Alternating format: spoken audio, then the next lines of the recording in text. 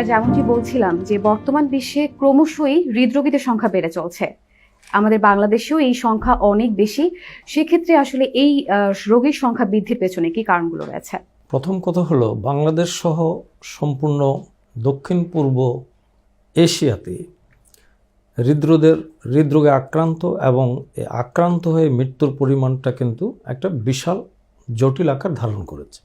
এর প্রথমত কারণ যেটা হলো আমাদের যে জেনেটিক একটা, আর 2 নম্বর যেটা হলো যে আমাদের জীবনযাপন প্রণালীটা অনেক পরিবর্তন হয়ে গেছে। আমরা প্রকৃতি থেকে অনেক দূরে সরে আসছি।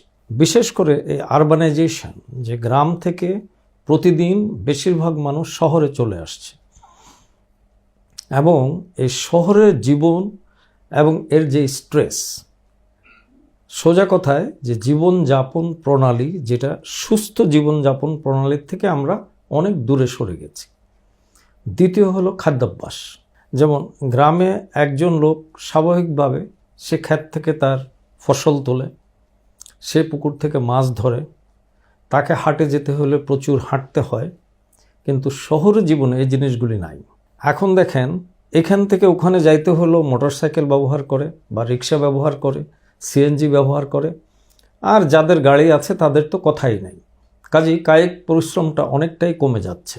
আর সবচেয়ে বড় কথা হলো, বর্তমান বাংলাদেশে অ্যাডাল্ট পপুলেশনের একটা বিশাল অংশের মধ্যে উচ্চ রক্তচাপ, ডায়াবেটিস, রক্তে কোলেস্টেরলের আধিক্য, ওবেসিটি মানে পেট মোটা হয়ে যাওয়া, ওজন বেশি হয়ে যাওয়া, এবং সিডেন্টারি লাইফস্টাইল, যে কায়িক পরিশ্রমটা না করা, এই সবগুলোই কিন্তু হৃদরোগে আক্রান্ত হওয়ার পিছনের কারণ।